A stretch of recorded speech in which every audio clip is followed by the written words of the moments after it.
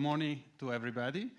In this hour of discussion before the lunch, we'll be happy to discuss about corruption, the measurement of corruption.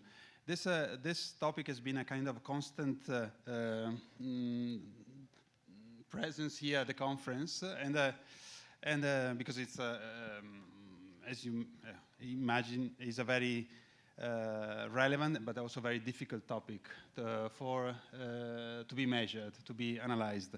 And while it has been a constant presence, I think it's also important to underline that there has been, through these last 4 or 5 years, there have been major improvements. There has been progress has been made in the measurement. And this is also not only, I think, not only from the technical point of view, but also from a, if you want, more political and awareness. The fact that there's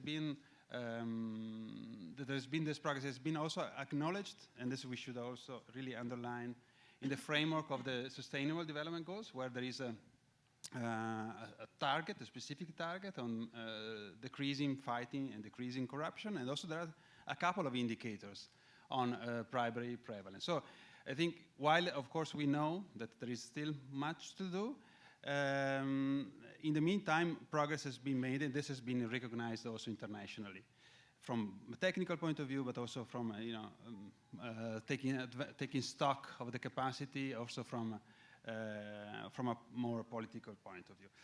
About these issues, we'll talk in this hour, as I said, and with the help of 3 very distinguished colleagues. We have Alina Mungiu-Pipidi, who is professor of policy analysis and democracy studies at the Hertie School of Governance in Berlin, who will talk about her studies, her advances in measuring corruption, is mostly in Europe. Then we will have Frank Annecchiarico, who is a minor Knox professor of government and law at Hamilton College in New York, and who will have a slightly different approach. He will talk to us about more integrity and integrity measures, and how this also how certain measures can have an impact on ethical impact on the especially in the police sector in a few cities. You will talk to us about a study in a few cities. And finally, we have Adrian Franco, who you know very well, who is General Director for Governance, Crime and Justice Statistics at INEGI, who will talk to us about the INEGI experience in measuring corruption. So, Alina, the floor is yours. Tienes la palabra.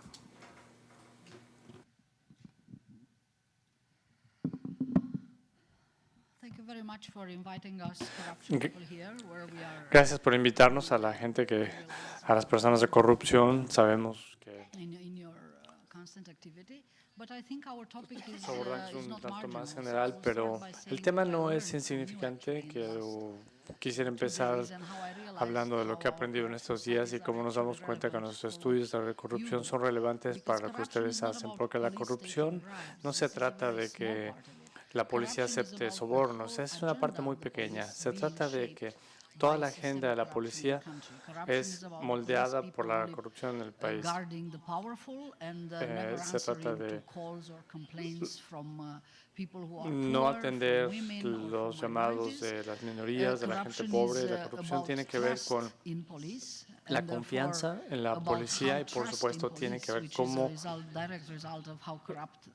la confianza obviamente es un resultado de que era corrupta la policía, y los resultados directos de esto son las cosas que he visto hoy en la mañana y de ayer en casos que no se reportan porque la gente únicamente reporta denuncias y confía en la policía. Y pensamos que la corrupción explica En parte, estos fenómenos se relacionan con un abordaje más amplio que tenemos en términos de medir la corrupción agregada a nivel nacional. El día de hoy quiero hablarles de dos tipos de medidas, algunas medidas directas, mediciones directas que pueden llevar a cabo los países, siempre y cuando existan los datos, lo cual es más frecuente en los diferentes países, y también una medición indirecta. La medición indirecta es una medición de la integridad pública, es decir, mide el contexto de un país, la capacidad habilitadora para poder hacer valer la integridad en una sociedad determinada, dado su marco legal y dada la capacidad de sus instituciones. La corrupción es imposible de medir. Afirmamos que hacemos muchos esfuerzos en términos de las subvenciones que hemos recibido en los últimos años de la Comisión Europea y en esta era de los datos abiertos, y las cosas empiezan a cambiar. Podemos ir midiendo cada vez más la corrupción. Sabemos que la corrupción era difícil por errores de medición. Esto significaba que había muchas definiciones diferentes de corrupción y la corrupción se conceptualizaba de manera errónea, se conceptualizaba a nivel individual, pero tratábamos de medirla a nivel nacional. Por lo tanto, fracasábamos. Un problema muy importante también la diferencia en las opiniones de los expertos. Muchos casos son promedios entre las opiniones de expertos que pueden diferir. Y después tenemos algún tipo de... Pero debido a ese error estándar y estas diferencias, es imposible utilizar estos instrumentos para llevar un registro de la corrupción con el tiempo. Yo antes bromeaba porque hay un fiscal de la República de Moldavia que fue despedido el año pasado por el primer ministro porque su país no evoluciona el índice de percepción de corrupción. De hecho, lo despidieron porque había detenido al jefe del partido al cual pertenecía el primer ministro. Ya no están ahí ellos, pero fue un pretexto excelente para decir que CPI no ha cambiado, que de hecho no ha cambiado en 10 años. Estás despedido porque no estás haciendo una buena labor como fiscal anticorrupción. Por eso podría haber defendido al pobre fiscal diciendo, primero, el CPI es un indicador sagrado, y en segundo lugar, no se retrasaba y no se puede utilizar de esa manera, y en tercer lugar, el control de la corrupción es multivariado. Hay muchos factores que pueden intervenir en la corrupción, por lo tanto, no es justo decir que este índice no ha cambiado porque no se ha hecho nada. También está el problema que tenemos en todo el mundo, en los 72 países del barómetro de corrupción de Gallup, incluyendo Europa, en donde tenemos casi 2/3 partes de la gente que dicen que la mayor parte de los funcionarios en sus países son corruptos. Es una cifra horrible, es muy difícil de creer, y tenemos muy poca gente, menos de 10% en Europa, menos de 25% en promedio global, que da sobornos. Esto tiene que ver con la experiencia de corrupción y la percepción de corrupción, que es mucho más general. Muchos de nuestros estudios tienen que ver con entender lo que quiere decir estas personas antes de apartarnos de ese instrumento de percepción. Mostramos que existe una conexión entre la experiencia y la percepción. Sencillamente la gente incurre más en la corrupción que simplemente en los sobornos. La gente sabía de los documentos de Panamá antes de que se publicaran, sabían que había una categoría privilegiada de personas que no pagan impuestos. La gente siempre sabe si los funcionarios tienen millones, si tienen casas con sueldos muy modestos de funcionario público. Y es por eso que existen estas percepciones públicas. Entonces medimos la corrupción a nivel país y a nivel sector, pero no lo hacemos a nivel organización. Es decir, adoptamos un enfoque bastante macro. Nuestro objetivo era crear estos indicadores que son sensibles al cambio, es decir, que permiten llevar un registro de cómo se comporta la corrupción y sensibles a la intervención de la policía.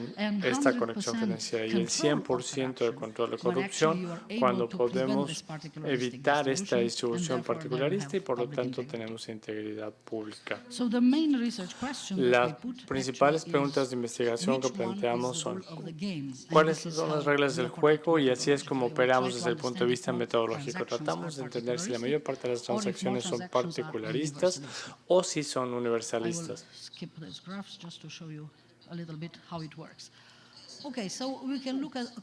Podemos ver aquí en diferentes actividades de gobierno. Aquí vemos la asignación de contratos públicos, la asignación de servicios públicos a los ciudadanos, por ejemplo, trabajo policial, favoritismo en la legislación, cabildeo, por supuesto, es uno de estos factores en donde no se trata a todo el mundo por igual, se dan subsidios a algunas personas, a algunos grupos, en donde no hay motivación ideológica, sino son favores, asignaciones a gobiernos subnacionales, y podría hablar también de concesiones, empleos en el sector público, en el Consejo de Empresas Paraestatales, toda una serie de áreas. El área en la que nosotros nos encontramos principalmente es el área de adquisiciones y compras, que es en donde está la mayor parte del dinero. Pueden ver ustedes un poquito aquí. Monitoreamos con datos abiertos, se puede monitorear. Estos son los datos de Hungría, la línea verde son las elecciones, y ven las empresas que tienen conexiones con el gobierno pierden en las elecciones su principal participación y se colapsan, y otro grupo de empresas favorecidas las reemplaza. Aquí tenemos diferentes situaciones que documentamos en compras, como un solo ofertante. Conexiones políticas, encontramos conexiones importantes que dicen que si alguna vez hay un político como accionista en un consejo de administración, que si hay un donativo en una campaña política, entonces uno tiene mayores probabilidades de ganar contratos con fondos públicos. Se pueden rastrear a datos abiertos porque los políticos también en el mundo digital aparecen como accionistas y se ven también los donativos a los partidos políticos son transparentes en la mayor parte de los países, y en los que no deberían hacerlos transparentes para poder llevar este registro. Tenemos los datos de 2007 a 2015, el número total de contratos otorgados por particularismo en mi país de origen, que es Rumania, bajó a 33 debido a una actividad fiscalizadora muy importante, gente que se fue a prisión, etcétera. Estos son únicamente las acciones particularistas. Aquí tenemos cuando hay un solo participante en las licitaciones. Por regresar esto sobre las preguntas, aquí pueden ver ustedes un indicador de favoritismo en servicios públicos agrupados en los países mediterráneos. Pueden ver que es en Europa del Norte en donde la gente cree que existe imparcialidad de manera mayoritaria. Y esta es nuestra aportación sobre la base de estudiar el contexto de corrupción en todos los países en el mundo. En 200 países del mundo hemos encontrado factores que están más relacionados con este contacto. Y estudiamos de todos: legislación, instituciones anticorrupción. Los países que no tienen dependencias anticorrupción o que tienen un financiamiento más restrictivo para los partidos o una legislación más restrictiva, no tienen un mejor desempeño que los países que no los tienen. Lo que funciona es como un contexto habilitador que abarque al Estado, que abarque a la sociedad, y se ve como una balanza entre las oportunidades de que haya corrupción, que también se pueden influir a través de la política, y lo que limita la corrupción, como un poder judicial independiente y una sociedad civil involucrada y activa. En este modelo encontramos los 6 proxies. Tenemos un componente principal a partir de ahí, y este es nuestro índice de integridad pública, que incluye a los ciudadanos, los medios independientes, su poder judicial independiente, transparencia fiscal, barreras comerciales y burocracia. Y lo documentamos para 110 países en el mundo, para los cuales disponemos de datos, aspiramos a tener más, pero hasta el momento ven ustedes aquí en este índice, el índice de integridad, y esto se correlaciona muy estrechamente con los indicadores de percepción, y también se correlaciona con otras medidas, otras mediciones nuevas, por ejemplo, el número de litigios por país o a la base de la ley de prácticas corruptas. Ven ustedes a Noruega, está muy bien, ubicada hasta arriba de la lista. Hasta el fondo está Venezuela. Me parece que aquí únicamente aparece Europa y Asia. Se puede agregar por continente, se puede utilizar esta página, es una herramienta interactiva que lanzamos en el mes de abril durante la Semana de la Integridad. o lo pueden utilizar y de una manera ver en dónde está ubicado un país y empezar a hacer reformas más basadas en evidencia, porque hemos puesto a prueba todos estos instrumentos. Estos instrumentos funcionan. Y no uno, hay que hacer los 6 antes de empezar a considerar qué legislación se debe adoptar o no. Ese es el argumento que planteamos. Esto es algo muy reciente, estamos muy interesados en escuchar las opiniones de la gente, sus comentarios, retroalimentación. Y muchas gracias.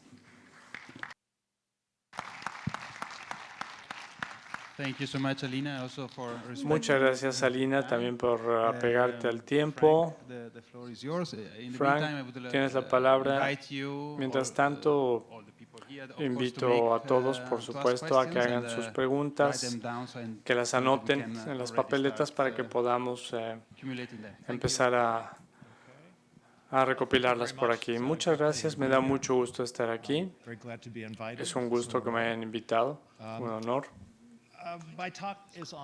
Mi presentación, como pueden ver ustedes, es sobre la ética de la gestión del desempeño.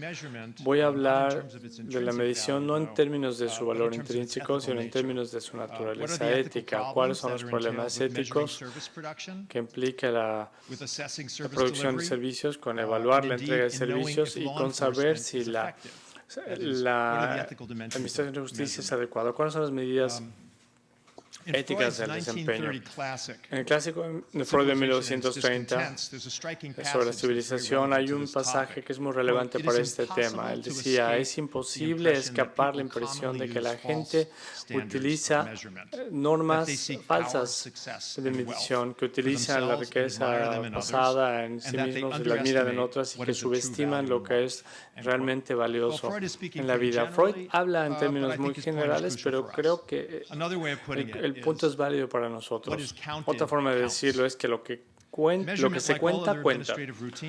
La medición está determinada por las fuerzas organizacionales que tenemos que identificar. Mi enfoque para la medición de corrupción está basado en estudios de James Jacobs y yo hicimos hace 30 años sobre el control de corrupción en Nueva York y con estudios de otros investigadores acerca de la protección de la integridad pública.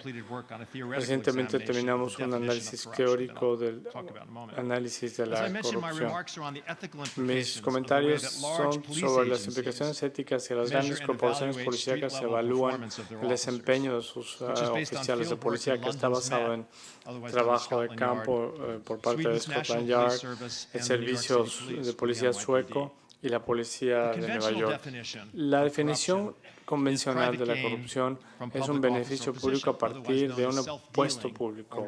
Es cuando uno se beneficia de su propio puesto. Generalmente implica soborno, favoritismo, extorsión. Esta definición, como se ha dicho, está ligada al énfasis en el siglo XIX acerca de la estructura en las ciencias sociales,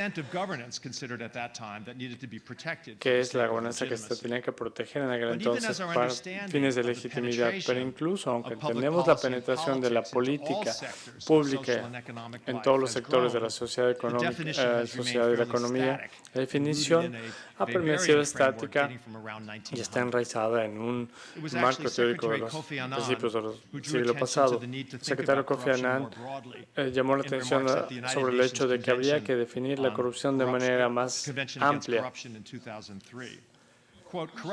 La corrupción es una peste insidiosa que tiene muchos efectos corrosivos sobre la sociedad, socava la democracia, el Estado de Derecho, violaciones a los derechos humanos, distorsión de los mercados, erosiona la calidad de la vida y permite que florezcan el crimen organizado y otras amenazas a la seguridad pública.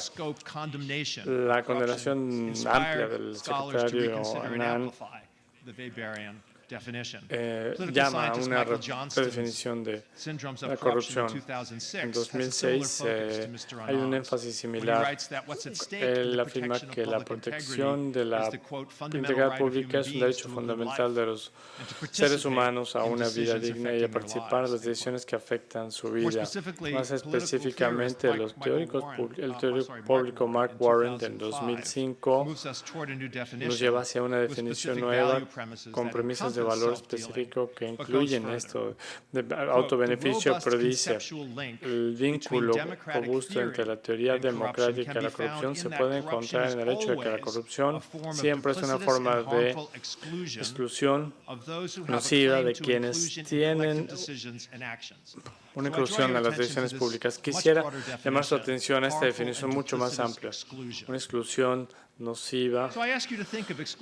Y hablando de políticas públicas que han estudiado, que quizá hayan combatido, pero que no implican un beneficio personal para quienes son responsables, por lo menos no en el sentido convencional que hemos llegado a entender el soborno y otro tipo de corrupción. En un momento voy a ampliar esta definición, pero antes de eso quisiera llamar su atención a un nuevo movimiento en el estudio de la integridad que tiene su origen en la crítica del financiamiento la falta de regulación del financiamiento de campañas, las grandes cantidades de dinero que se están canalizando a las campañas políticas en estos momentos. La idea de que hay políticas que son legales pero corruptas es una idea muy desafiante para quienes desde hace mucho tiempo hemos utilizado estos límites de legalidad para identificar políticas que requieren reforma. Sin embargo, espero que vean que existe una relación entre esta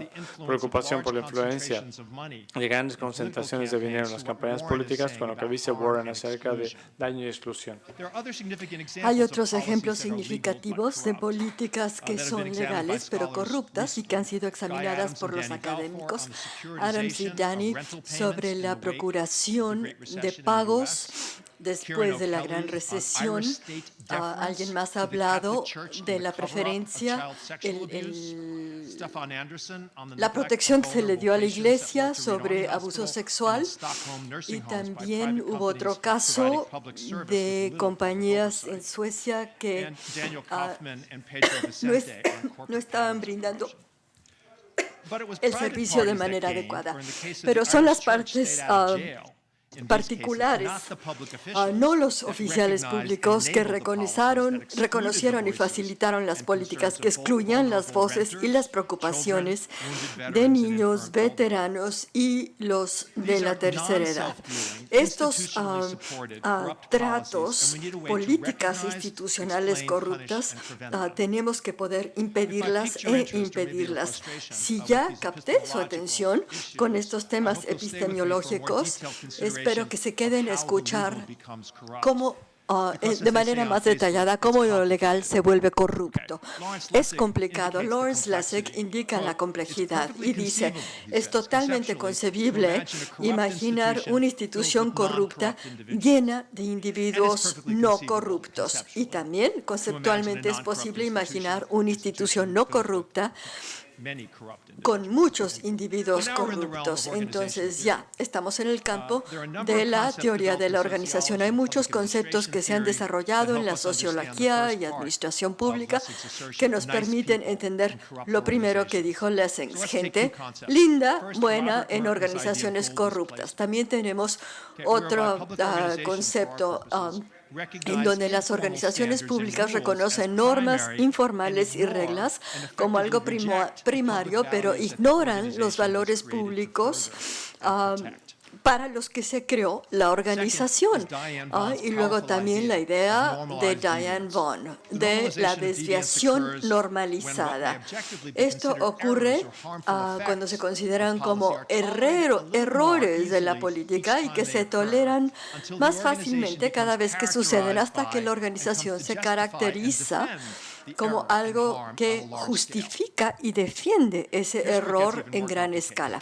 Y aquí se vuelve más complicado. Estas patologías institucionales, gente linda y buena en una organización, muchas veces son el resultado de la medición. La medición puede ser engañosa, dolosa, no es algo que daña para determinar el progreso.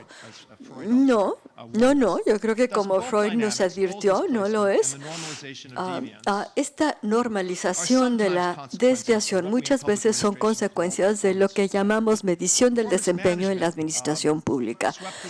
La medición del desempeño arrasó en todo el mundo como una parte de una nueva administración pública en los años 80. La idea es adoptar estrategias competitivas empresariales para sacudir a las burocracias y sacarlas de su zona de confort, y parece funcionar muy bien en varios escenarios, sobre todo a nivel local, y lo podemos ver en la educación pública y en muchos otros movimientos, pero sigue siendo polémico. Mencioné al principio que mi interés tiene que ver con la policía.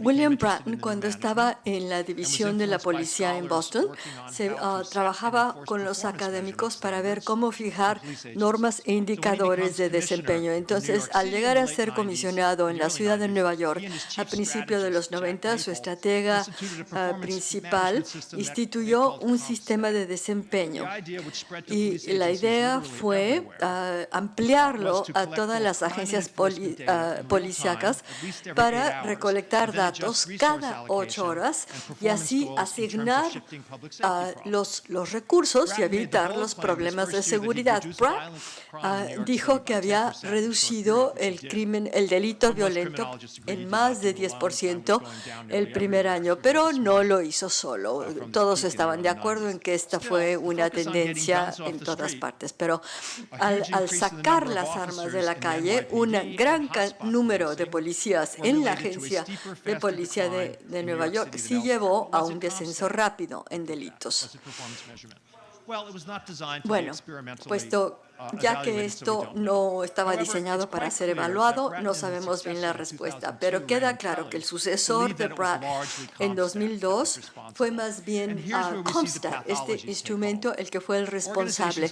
Las organizaciones y sus miembros quieren reducir las incertidumbres, y esto sucede cuando cada comandante en la agencia de Nueva York tenía que ser responsable en su actividad para reducir el delito.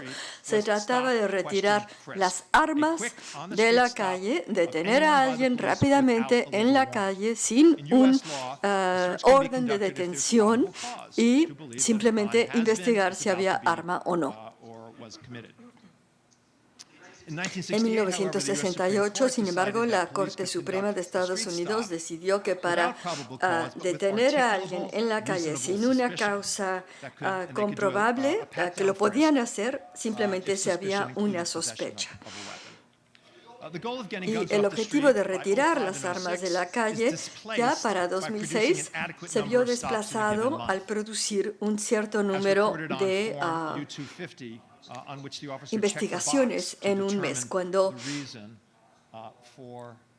vamos a ver si esto se puede ver. Bueno, eventualmente se va a poder ver. Ahí tienen el formulario. Hay muchísimas variables. Tal vez no está muy claro para que ustedes lo puedan ver, pero en realidad tiene que ver con caminar demasiado rápido, ver a la cara al policía, actuar de manera muy agresiva. En realidad esto permitía que cualquiera fuera detenido para hacer una especie de registro, para que fuera cachado. Entonces, como que ya no se requería una causa probable para cachear a alguien. Pueden ver aquí los cacheos totales, comenzando en 2003 y luego llegó a 2009. Y aquí es lo que sucede durante estos registros en muchas, es decir, finalmente hay muy pocas detenciones. No fue una técnica eficaz para combatir el delito, pero sí se convirtió en una medición del desempeño de la policía. Ahora, aquí tenemos lo importante. Vean lo que sucede según la raza. La gran mayoría de jóvenes cacheados fueron hispanos y negros. Como pueden ver, las cifras son muy altas. Entonces, este Comstat, este método, resultó ser muy racista. Y el alcalde justificaron esta falta de proporción diciendo que los infractores que fueron detenidos habían sido identificados como negros. Pero el pico de cuando el comisionado y el alcalde decidieron que, según sus propios cálculos, los negros estaban no siendo suficientemente detenidos y registrados. Entonces, esta es una normalización de la desviación. Llegó a los tribunales en 2013 y un juez finalmente decidió que tenía que haber un monitor a nivel federal y se desmanteló todo este programa. Pero entonces, la medición del desempeño ¿mejoró las cosas de otra manera? Bueno, veamos Scotland Yard en el Reino Unido, que también tiene un sesgo y hay algo de esta normalización de la desviación. Cuando estudiamos la seguridad pública en el Reino Unido, se llama el ejercicio de la policía por consenso.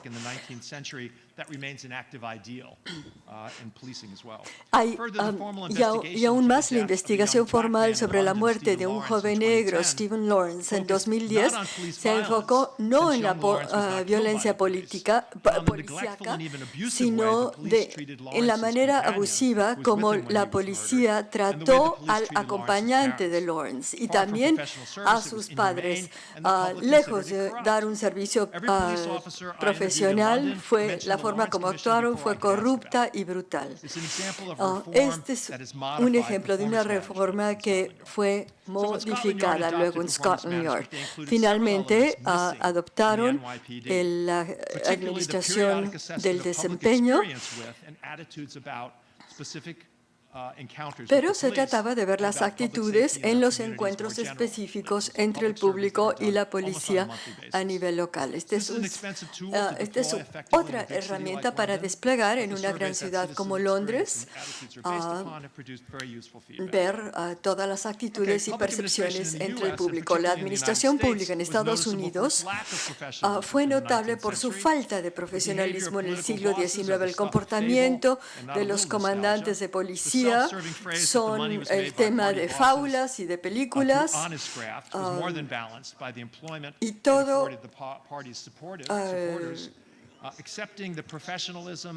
el aceptar el personal, el factor tan personalizado lograba mostrar la división racial que había.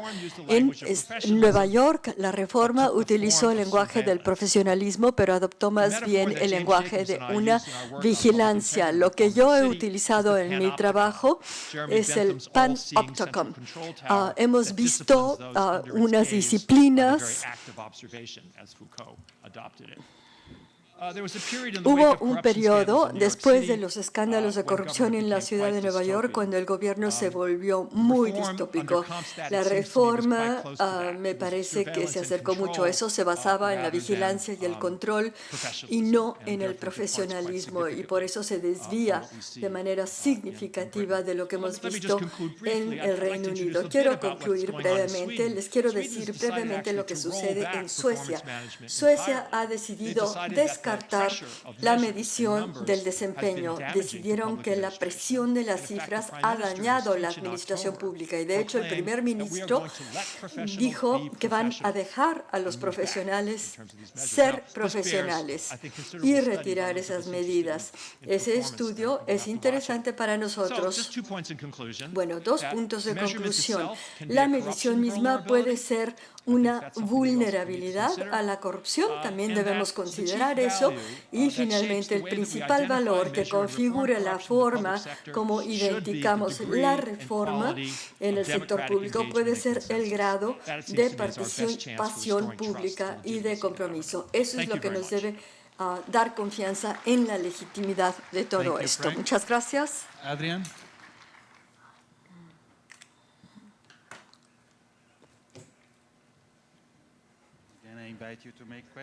Les pido por favor que hagan preguntas.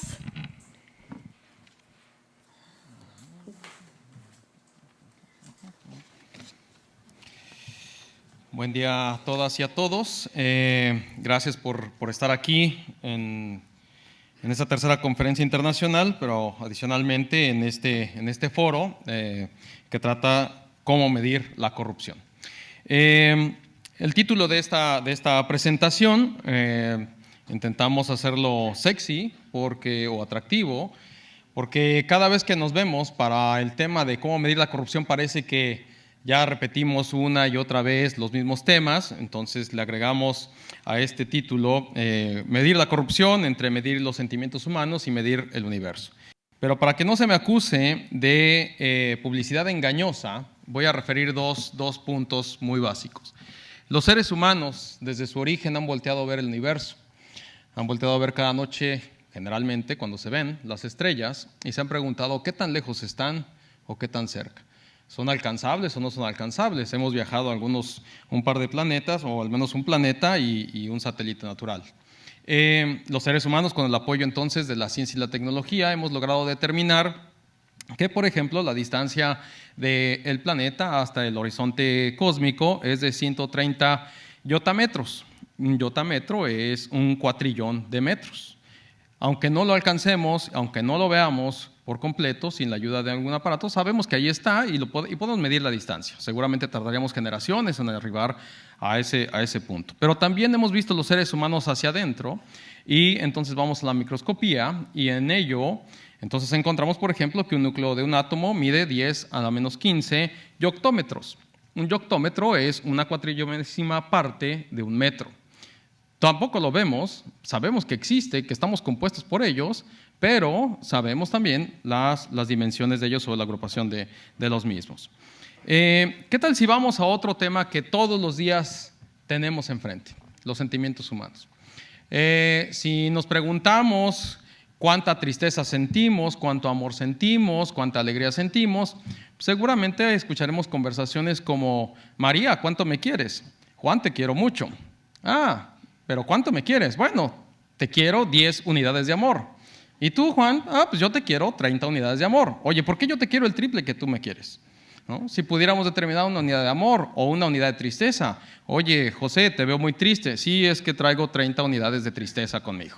Entonces, de esa forma, podríamos también determinar, por ejemplo, que la felicidad promedio de las personas que asistimos en el cóctel de anoche sería más o menos de 85 unidades de felicidad que sentimos en la celebración. Pero bueno, son cosas que no vemos, que no podemos medir. La psicología social y otras ciencias relacionadas no dan respuesta a ellos. La respuesta más consistente es no. No se pueden medir los sentimientos humanos y probablemente, por lo menos para un servidor, qué bueno, porque le quitaríamos la esencia humana a ello. Pero vamos a otra cosa que nos atañe el día de hoy. Sobre la corrupción, sabemos tres cosas. Tres cosas a nivel global. La primera es que todos estamos, al menos en el discurso, de acuerdo en que tenemos que reducir la corrupción. No se plantea uno acabar con la corrupción, sino reducir el nivel de corrupción. Segundo, por los SDGs y por otras mediciones, sabemos que es importante o estamos de acuerdo en que hay que medir la corrupción. Y tercero, sabemos también que hay que tomar acciones en contra de la corrupción, sean globales, regionales, a nivel doméstico y por iniciativas locales. Eso sí lo sabemos. Lo que no sabemos, y cualquier experto puede hablar de ello, lo que no sabemos es qué medir. Hay muchos fenómenos, hay muchos aspectos del propio fenómeno de corrupción que están relacionados y que no hay un acuerdo general sobre qué medir. Lo que sí sabemos es que no es monopólico del sector público, es decir, el sector privado también interviene en ello, no es monopólico de los países en desarrollo o subdesarrollados o en vías de desarrollo, también los países desarrollados tienen sus esquemas, y no es monopólico de alguna región, de alguna cultura. Es decir, es un fenómeno bastante extendido que se oculta o se observa en mayor o menor medida. Entonces, no tenemos un acuerdo en qué medir, pero tampoco tenemos un acuerdo en cómo medirlo en su caso, o qué conceptos usar. Si pudiéramos encontrar la forma más homogénea de algún tipo de acuerdo de medir, sería la parte de percepción de la corrupción, ¿no? Aquí hay tres ejemplos de ejercicios que se hacen a nivel global. Uno es de Gallup, otro es de Transparencia Internacional y otro es el ALAPOP de América Latina. Si los podemos ver, las tres cosas miden percepción de la corrupción a nivel global, para el caso de América Latina, a nivel regional. Entonces, lo que no encontramos es consistencia ni en esas evaluaciones, en esas mediciones, perdón. Y aunque se trate de percepción, que es la parte más fácil o más sencilla, estadísticamente hablando, de medir, no hay coincidencia. Entonces, tenemos enfrente un gran tema. Permítanme tomar el caso de México para explicar o para ejemplificar lo que nosotros en el Instituto Nacional de Estadística y Geografía hemos medido alrededor del tema de corrupción. Para ello, vamos a revisar dos dimensiones de la medición de corrupción, algunas características en la medición de la corrupción y los retos que tenemos enfrente, o algunos de los retos que tenemos enfrente para medir la corrupción. Lo primero de ellos es que para estos datos voy a ocupar un ejercicio estadístico que hacemos cada 2 años, lo hemos hecho 3 veces, que es la Encuesta Nacional de Calidad de Impacto Gubernamental. Es una encuesta que llevamos a cabo en 38,000 hogares, que tiene básicamente las zonas urbanas, pero también tiene un complemento rural, semiurbano, que va para las personas mayores de 18 años y que lo que busca es medir cómo las personas tratamos con el gobierno, cómo hacemos nuestros trámites y servicios, cómo pedimos servicios, cómo recibimos los servicios. Se hace una medición de la calidad de los trámites de los servicios que otorgan los gobiernos en el ámbito municipal, estatal y federal. Tiene una tasa de respuesta del 85% y con esa voy a entrar a este tema. La primera dimensión es, ¿podemos medir la percepción de la corrupción? Sí, ya lo hemos visto, aunque no hay un gran acuerdo. En el caso de México, como en muchos otros países, la corrupción, la percepción o la preocupación por el tema de corrupción es muy alta. Más de la mitad de la población está preocupada en su localidad por el tema de corrupción. Además del tema de inseguridad en algunas zonas, el tema del desempeño económico, temas relacionados como el trabajo, el empleo, el desarrollo económico de la localidad, bueno, son temas muy importantes, pero la idea que se tiene es que la mayoría de la población está preocupada por este tema. Y si lo vemos por cada uno de los 32 estados que conforman a mi país, pues vemos que la preocupación por la percepción como un problema serio va desde el 38% en algunas poblaciones hasta el 61%. Es decir, la encuesta captura diferencias entre cada una de las entidades federativas, entre cada uno de los estados. También es muy importante ver que no todos los actores son percibidos igual en la frecuencia de actos de corrupción.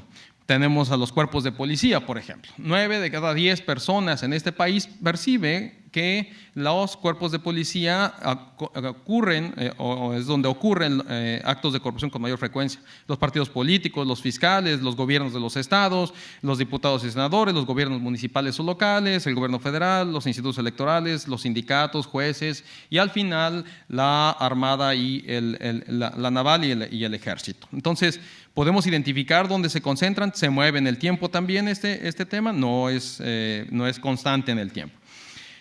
Pero también podemos identificar, a partir de la encuesta, aquí están 2 años, cómo se mueve el fenómeno de la percepción de corrupción. Es decir, en algunas entidades se reduce la percepción de corrupción y en otras aumenta. Si ustedes observan el 2013, que es el mapa de la izquierda en la pantalla, vemos que en la costa del Pacífico había una percepción de corrupción más pesada que se concentró un par de años después, más bien en la zona sureste, zona centro, y muchos estados empezaron a manchar de color más fuerte. Entonces es un fenómeno que se va moviendo en el tiempo. ¿Quién percibe más corrupción? Podemos aquí presentar una lista muy larga de la caracterización de la percepción. Pero al final del día, en México, el estrato más educado de la población es la que percibe mayor corrupción en los gobiernos. Segunda dimensión, la prevalencia de corrupción. Es un tema complejo, muy difícil de medir, pero es el de mayor relevancia. Tendríamos que complementar el tema de prevalencia con el tema de percepción, no dejando el tema de percepción como el tema primario, sino este es el tema primario. El problema que se tiene es que por su complejidad, por el costo, por la necesidad metodológica que se tiene que desarrollar, o mejor dicho, para el desarrollo metodológico que se tiene que hacer para alcanzar la prevalencia, es muy complejo de medir. Hay muy poquitos casos, muy escasos casos de medición de este tema en el mundo. Déjenme presentarles por qué es relevante medir la prevalencia. Ustedes observen la segunda barra de cada uno de los cuadros.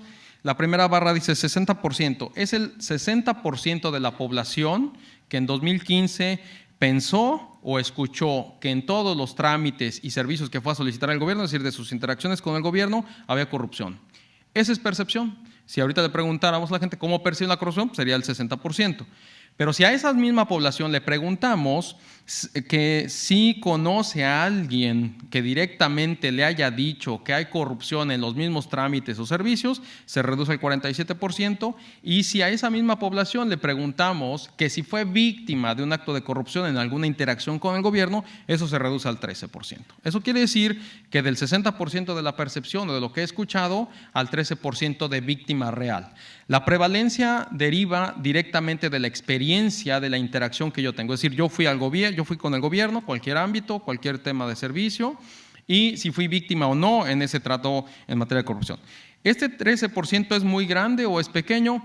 No tenemos referente a nivel internacional, de verdad hay escasas posibilidades de comparar este 13%, pero solamente déjenme decirles, si comparamos este 13% de la población a nivel nacional que ha sido víctima de un acto de corrupción, el dato que tenemos, por ejemplo, de la encuesta última de victimización es que el 12% de la población ha sido víctima de al menos un delito en el país. Es decir, la posibilidad de ser víctima de corrupción se equipara también mejor dicho, con la posibilidad de ser víctima de al menos algún delito en el país.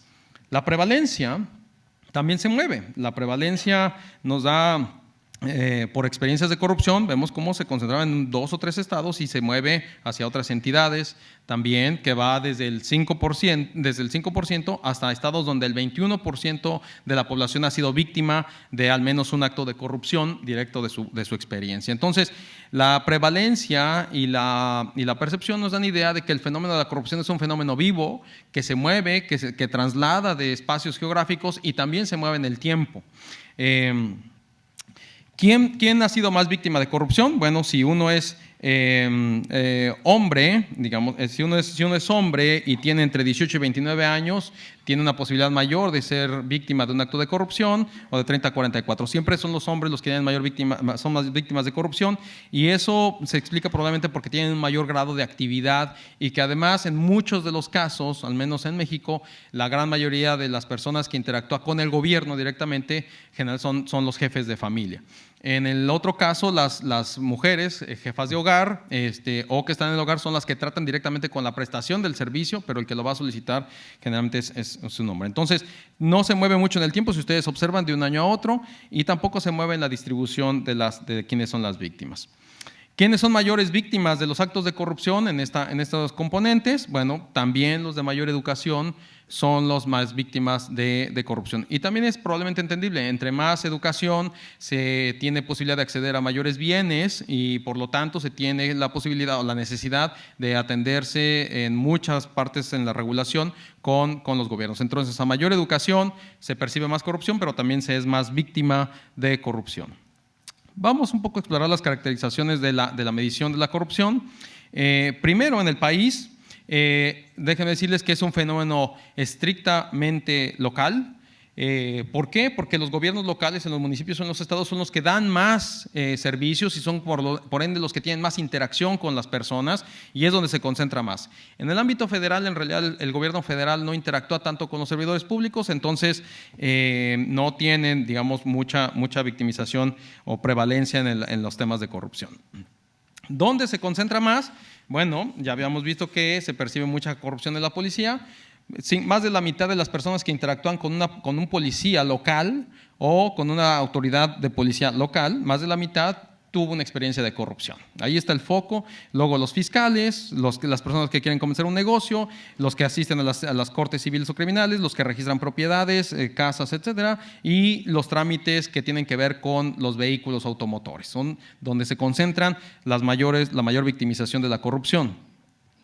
El contacto con la policía, por ejemplo, fue de las cosas que más creció en los últimos 2 años, policías locales, que fue, si ustedes observan, en 2013 solamente una región se pintaba de rojo, ahora prácticamente toda la parte centro-norte del país se pinta de rojo. Reitero, siempre con la policía local, porque la policía federal, por ejemplo, quien nos antecedió en la mañana, esos policías no interactúan prácticamente, no llevan el control del tránsito, por ejemplo. Entonces, ellos no interactúan con las personas en las poblaciones. 3 mediciones de la misma encuesta: la satisfacción nacional de los servicios y trámites, de un lado en el mapa de la izquierda, la percepción de corrupción y la prevalencia de corrupción.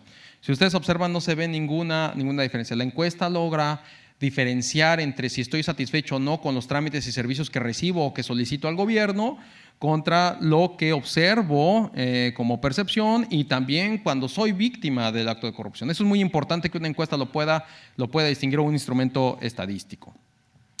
También, si observamos, por ejemplo, la satisfacción con los diferentes servicios que prestan los gobiernos y su solicitud por parte de los usuarios, como el agua, los parques, el alumbrado eléctrico, el alumbrado de la calle o las propias calles, vemos que más o menos no hay relación entre las víctimas y de corrupción y la satisfacción que se tiene con esa prestación de servicios.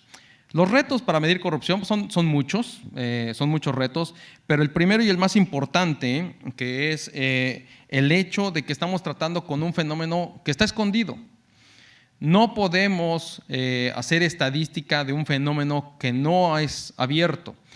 Nosotros tenemos la visión de que el 97 o el 93, es decir, el 95% o 95 de cada 100 casos de corrupción no se reportan. Tiene una cifra negra muy alta la corrupción. Por tanto, no podemos hacer estadística directamente de un registro administrativo. Eso es un reto, es un tema que está oculto. Pero tenemos otros registros que sí podríamos comenzar a utilizar. Por ejemplo, las quejas. Por año se reciben más o menos 500,000 de quejas en los gobiernos locales y estatales y municipales por servicio o por maltrato directamente de los servidores públicos o por petición de dinero extra e ilegal por la petición de un servicio. Entonces, 500,000 de esas quejas que prácticamente se disuelven en el proceso administrativo de atención de las mismas. No se hace estadística de esto, es un tema importante. Sí las podemos mapear, las podemos registrar. Del lado izquierdo ustedes ven el nivel de quejas que tenemos en las administraciones de los estados y del lado derecho la georreferenciación de los 2,457 municipios y sus niveles de queja que tenemos en esos municipios. Entonces, una fuente que probablemente tendremos que explotar estadísticamente hablando. Otro tema es la acción del gobierno para reducir o inhibir actos de corrupción. Y un tema son las auditorías. Se hacen en México miles y miles de auditorías por parte del propio gobierno o actores externos al gobierno para los gobiernos, el comportamiento de los gobiernos. Entonces, ¿no se hace estadística de esto? No, se trata de un proceso meramente formal, administrativo, no se utiliza para hacer estadística. Tiene una información muy rica esto, sin embargo, lo tendremos que explorar para poder convertirlo en algún dato estadístico. Son registros administrativos, servidores públicos sancionados, por ejemplo, a partir no solo de las denuncias o de los procesos de auditoría, sino por otros procesos también externos de check and balance que tenemos en los estados y en los municipios, por ejemplo, ¿no?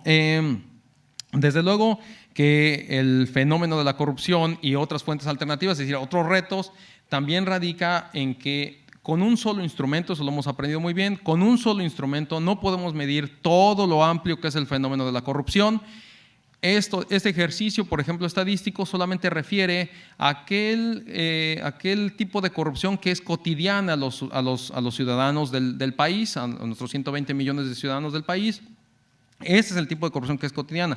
Hay otro tipo de corrupción, la gran corrupción que se da en los gobiernos por las contrataciones, ya lo decía Lina, o algunos ejercicios de gran corrupción en los cuales ni siquiera los ciudadanos intervienen, que desde luego son muy difíciles de monitorear, que estadísticamente no son significativos porque son escasos, pero son de volúmenes de recursos seguramente muy grandes.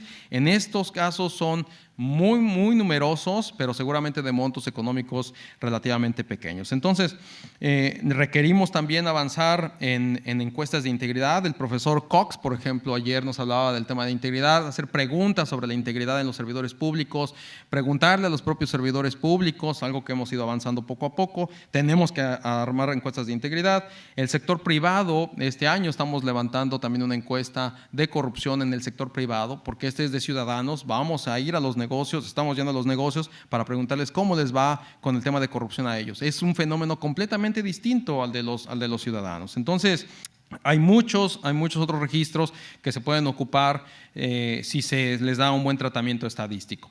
Yo con eso dejaría la presentación, no sin antes agradecer su atención y me encuentro a sus órdenes. Muchas gracias.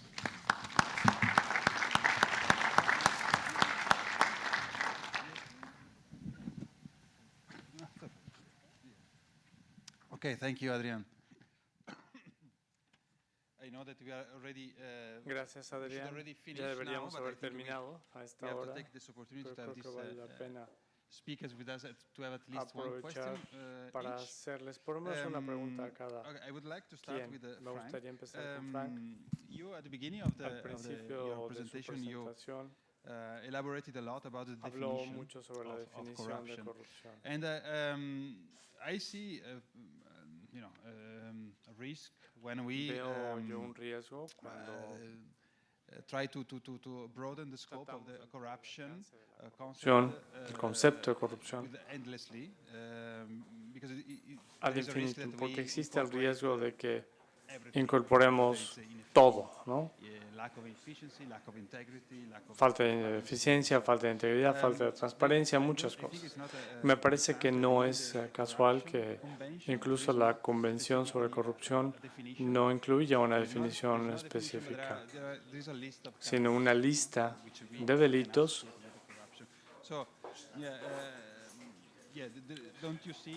¿No considera usted que existe este reto en tratar de incorporar todos estos conceptos, que es algo que se está haciendo más allá de lo que son los delitos específicos que han sido identificados? Es una pregunta muy importante y me parece que es una definición mucho más amplia, pero pueden ver a partir de las inquietudes. Kofi Annan me parece que lo sintetizó muy bien, la corrupción, y de hecho no encontramos el término corrupción con mucha frecuencia en los códigos legales. Es un estándar ético mucho más amplio que utilizamos en las democracias para identificar la capacidad de un gobierno para tener el tipo de calidad y de estatus conforme a nuestras propias estimaciones. Es por eso que tenemos este trato con ellos, les damos autoridad para que nos gobiernen porque pensamos que lo van a hacer correctamente. ¿Qué significa correctamente? Pues va más allá de los estándares de legalidad, desde mi punto de vista. En cuanto a hacer la definición demasiado amplia, es algo que quizá no expresé con claridad en una presentación tan corta, pero hay una relación entre el entendimiento de la corrupción menor y estos temas más grandes. Si cerramos los ojos, después de que hemos visto las cosas que califican a los códigos criminales, vamos a perder de vista las cosas que afectan la vida de la gente, como el abuso sexual infantil durante generaciones en Irlanda, y uno podría detener a la gente en el servicio público, pero esto fue pasado por alto por completo entre 50 años. Creo que es algo que se debe incorporar en el debate sobre integridad pública. Gracias, Frank. Tengo un par de preguntas para Alina. Una de ellas están relacionadas, por supuesto. A partir de lo que entendemos de su presentación, parecería que más que hablar de corrupción real, sobre todo en la primera parte de su presentación, el uso de los datos, en el caso de compras, proceso de compras y adquisiciones, nos permitiría entender una vulnerabilidad ante la corrupción. El hecho de que ciertos procedimientos no se sigan, que existan factores de riesgo ahí. ¿Es correcto entender que estamos hablando más de formas de vulnerabilidad a la corrupción, más que de la corrupción en sí? Y ligado a ello, a esta pregunta específica, volviendo a algunas de las láminas que mostraba usted, ¿cómo explicaría que una parte importante de lo que considera usted como favoritismo o particularismo, por ejemplo, tener a alguien en el consejo de administración de una empresa privada,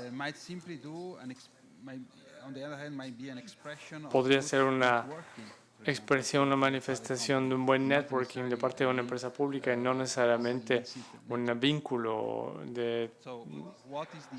ilícito? Entonces, ¿cuál es la evidencia de que en ese caso fue un delito?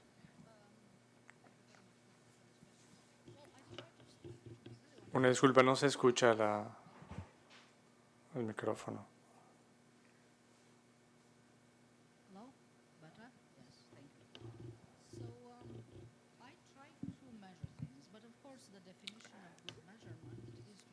trato de medir las cosas, pero se trata de tener una buena medición. De lo contrario, nada es cuantificable, nada es medible. Por eso yo espero esta definición de 100% de transacciones gubernamentales que pueden ser 100% universalistas o particularistas. Yo creo que el debate empieza a partir de ahí. ¿Es malo gobernar sobre la base de transacciones particularistas?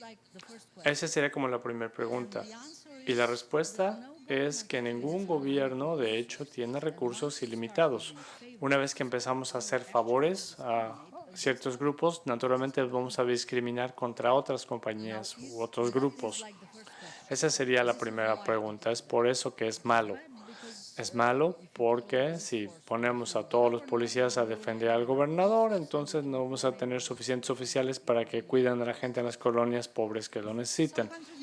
Algunos países probablemente tienen recursos ilimitados. Tenemos Qatar y algunos otros ejemplos de países que tienen muchos recursos y pagan la renta de todo el mundo. Existen estas situaciones excepcionales, pero son eso, excepciones, donde uno es particularista, donde se da derechos a algunos ciudadanos y no se le da nada más a la gente que trabaja en Qatar, como los trabajadores extranjeros. Pero la segunda pregunta importante es, dada esta situación, ¿es así como se puede crear un marco legal? Porque el marco legal varía muchísimo de un país a otro. Entonces, todas las situaciones particularistas deberían criminalizarse. Por ejemplo, el nepotismo se debería criminalizar. El nepotismo es muy frecuente en algunos países que están muy altos por ejemplo, en las sociedades socialistas. La gente actúa con base en las relaciones tradicionales. Si quiero subir en la vida, voy a encontrarme un buen padrino y luego me caso con fulano y etcétera. Generalmente estas no se criminalizan y sin embargo son prácticas particularistas. Yo voy a avanzar más en la vida que otras personas que a lo mejor tenían más mérito porque tuve éxito en mis labores de marketing. Yo creo en lo personal que eso está mal y tenemos muchas evidencias que demuestran que está mal, que de hecho la corrupción funge como un mecanismo que destruye el mérito en la sociedad. Puedo predecir, por ejemplo, cuántas innovaciones hay en un país con base en la corrupción. Los países corruptos no innovan. También tienen la mayor fuga de cerebros en el mundo porque toda la gente que es talentosa emigra. Esas son las dos cosas que tenemos que decidir si el particularismo es mejor o si está tan criminalizado como debería estarlo. En mi país, debido a presión de la Unión Europea, ha habido mucha actividad fiscalizadora en los últimos años. La mayor parte de la gente a la que se le acusa con base en un artículo que se llama abuso en el servicio público y no se les ha sentenciado por soborno, porque es muy difícil demostrar los sobornos. Es un sistema muy complicado de favores. Si el alcalde es parte del partido, solo ellos reciben transferencias del gobierno. Cuando reciben transferencias del gobierno, lo utilizan para arreglar, para atraer votos a través de empresas favorecidas relacionadas con el partido y esas empresas pagan sobornos de 10-15%. Por lo tanto, es muy difícil encontrar. Al final, sí encuentran gente que había estado llevando a cabo los sobornos, pero es toda una red de privilegios y favores que mantiene al partido financiado y a la misma gente en el poder. Gracias, Alina. La última pregunta es para Adrián. En tu presentación hablabas específicamente de una forma de corrupción. La corrupción que tiene lugar cuando existe esta interacción entre los ciudadanos y los servidores públicos. Las preguntas todas tienen que ver con este punto. ¿Cómo atacar y medir otras formas de corrupción? Por ejemplo, la corrupción que tiene lugar cuando alguien en aquellas interacciones que son principalmente internas, en el servicio civil, por ejemplo, o los casos en que no se denuncian los datos, no se reportan los casos de corrupción a las autoridades. ¿Cómo podemos ir más allá de lo que ya se está haciendo? Que no hay que olvidar que esto ya es una gran labor. Como que siempre pensamos en lo siguiente y a veces no reconocemos los logros que ya se han conseguido, pero ¿cuáles son los planes, si es que existen, para poder medir otras formas de corrupción? Thank you, Enrico. No, desde luego que los componentes de corrupción son muy vastos, hay muchas dimensiones de la corrupción. Por ejemplo, una muy importante, desde luego, Alina ha insistido mucho en el tema de las compras gubernamentales, donde hay una gran concentración de recursos, pero en la mayoría de los países son muy pocos casos, entonces saber estadística de ese componente no es en realidad un gran tema. Pero hay algo que sí es importante y que complementa precisamente este conjunto de mediciones que se hace de la interacción de los ciudadanos con los servidores públicos, que son millones y millones y millones de transacciones. Y es la interacción que tienen los servidores públicos. Hay un concepto que es muy importante en corrupción y es el riesgo de corrupción. Es decir, es la posibilidad de que los servidores públicos caigan en un acto de corrupción o puedan incluirse en un acto de corrupción. Digo, me refiero a servidores públicos por la pregunta, no porque sea monopólico de ellos, pero al final del día existen instrumentos que se van desarrollando metodológicamente. De hecho, hemos trabajado propiamente con ustedes para que podamos hacer encuestas al interior del servicio público. Es muy importante saber si los ciudadanos, ya nos decía el profesor Cox el día de ayer, cómo se sienten los ciudadanos, por ejemplo, al interior del servicio público. ¿Se sienten confortados? ¿Es suficiente con lo que ganan? ¿Hay una mística de servicio en ellos? ¿Cómo interactúan? ¿Tendrían las capacidades de denunciar ellos mismos un acto de corrupción? ¿Se sienten protegidos si hubiera que denunciar un acto de corrupción en aquellas zonas dentro del sector público donde hay ciertos focos de corrupción? No todas las áreas del sector público son susceptibles de actos de corrupción, sobre todo aquellas que no manejan recursos, pero aquellas donde sí es muy importante encontrar la forma en la que estadísticamente hablando pudiéramos obtener el dato ya fuera de un mecanismo formal de denuncia o por un proceso administrativo en el caso de México. Desde luego hay otras muchas formas. La corrupción entre empresas privadas también es un fenómeno muy importante. La corrupción, digamos, entre actores que no solamente están alrededor del gobierno, sino entre los propios ciudadanos también es un fenómeno. Entonces, hay muchos aspectos que vamos, al menos en el Instituto de Estadística, vamos cubriendo, pero lo que sí, reitero, hemos aprendido es que con un solo instrumento, con una sola medición, no se puede tener una fotografía completa del fenómeno de corrupción. Sorry.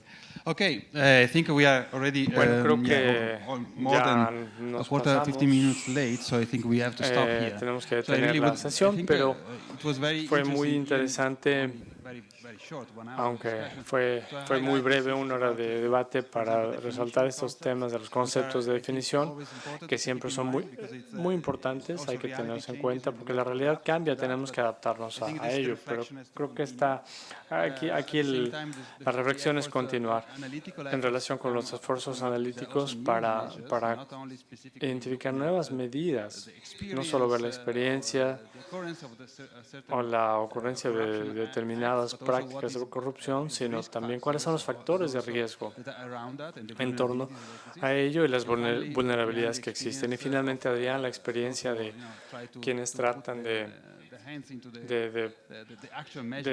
llevar a cabo estas mediciones en la práctica. Hemos demostrado, aunque haya sido una sesión muy breve, que sigue habiendo muchos problemas, pero pues hay muchas ideas y hay muchas buenas prácticas de las que podemos aprender. Gracias a Lina, a Adrián y a Frank por sus aportaciones y gracias a ustedes por your attention. Thank su you. atención.